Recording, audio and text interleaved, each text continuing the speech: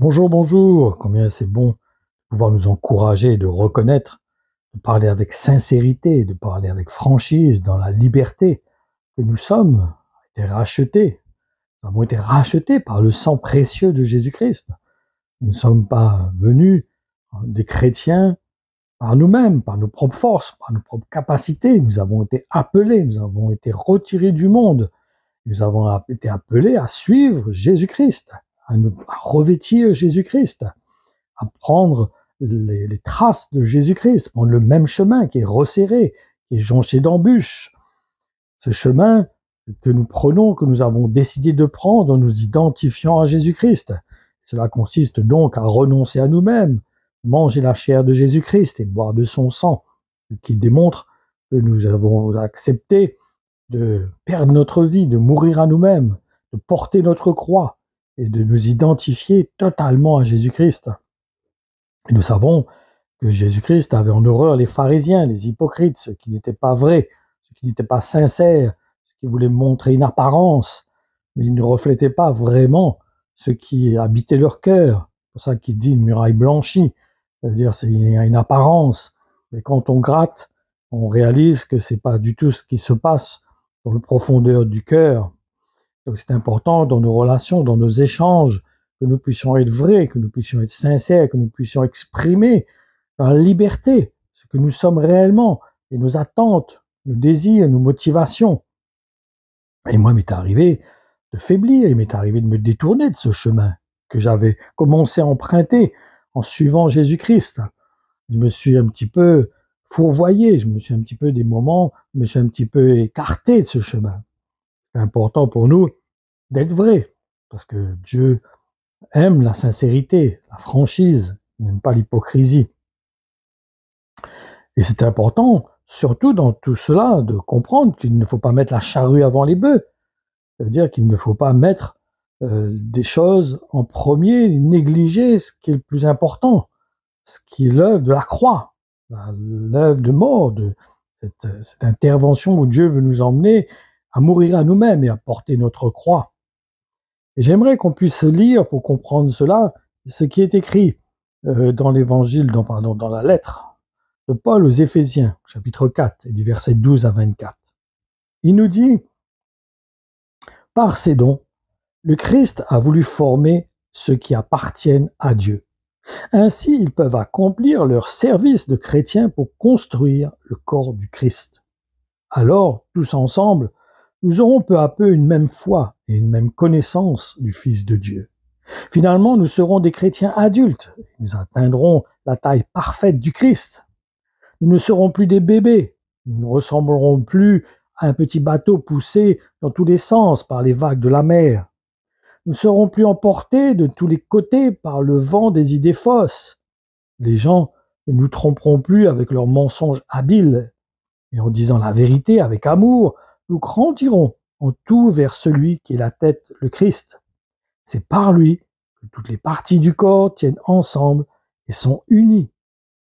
Beaucoup d'articulations servent à unir le corps. Quand chaque partie du corps fait son travail, le corps grandit, se construit lui-même dans l'amour. C'est pourquoi je vous dis ceci, et j'insiste au nom du Seigneur, ne vivez plus comme ceux qui ne connaissent pas Dieu. Leurs pensées ne mènent à rien, leur intelligence est dans la nuit et ne participent pas à la vie de Dieu. En effet, ils sont ignorants parce que leur cœur est fermé, ils ne savent plus ce qui est bien et ce qui est mal, et se conduisent n'importe comment. Toutes leurs actions immorales, qui sont des envies, leurs propres envies, ils les font sans se gêner. Vous, ce n'est pas de cette façon que vous avez appris à connaître le Christ. Et est-ce que c'est bien du Christ que vous avez entendu parler? Est-ce que c'est lui qu'on vous a enseigné? Selon la vérité qui est en Jésus.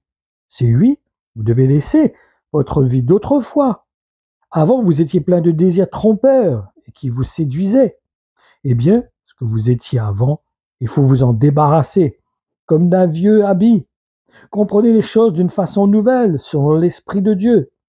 Et comme si vous mettiez un vêtement neuf, devenez une personne nouvelle. Cette personne nouvelle est créée comme Dieu, comme il le veut.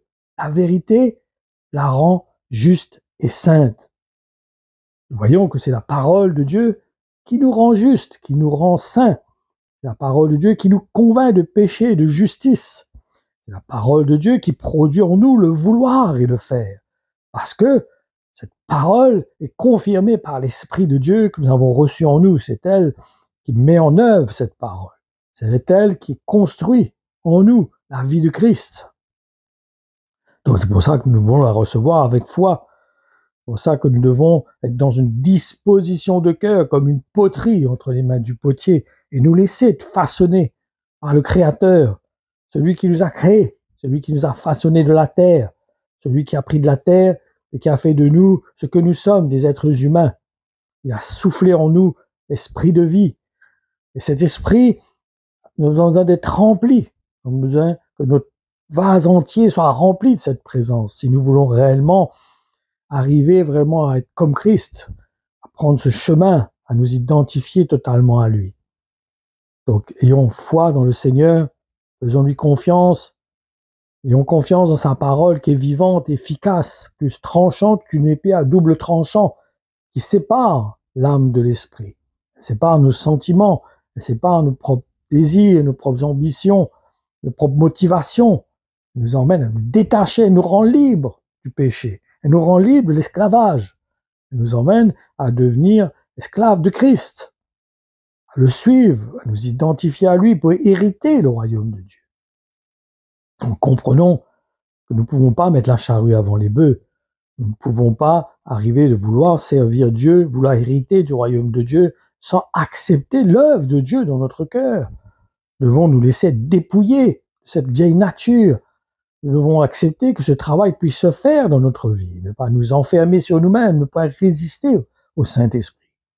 Il m'est arrivé moi-même de résister au Saint-Esprit. Il m'est arrivé de lui tenir tête, de rester dans mes raisonnements, de rester dans ma compréhension, de rester dans ma décision, la décision que j'ai prise, de me refermer sur moi-même. J'avais fermé la porte de mon cœur.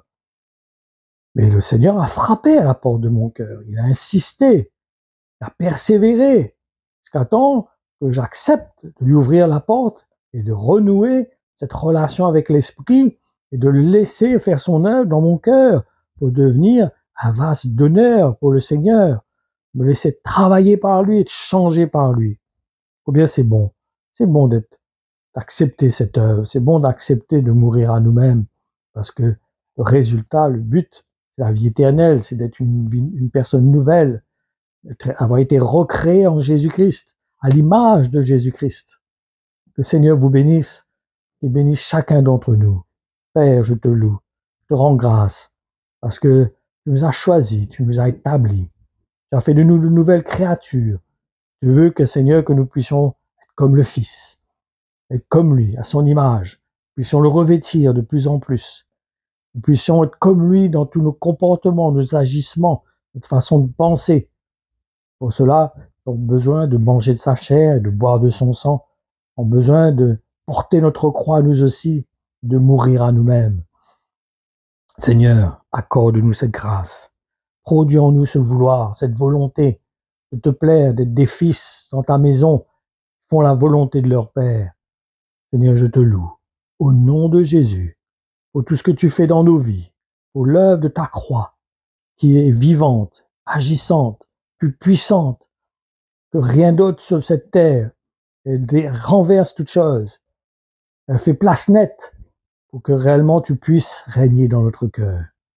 À toi toute la gloire, Père, au nom de Jésus. Amen.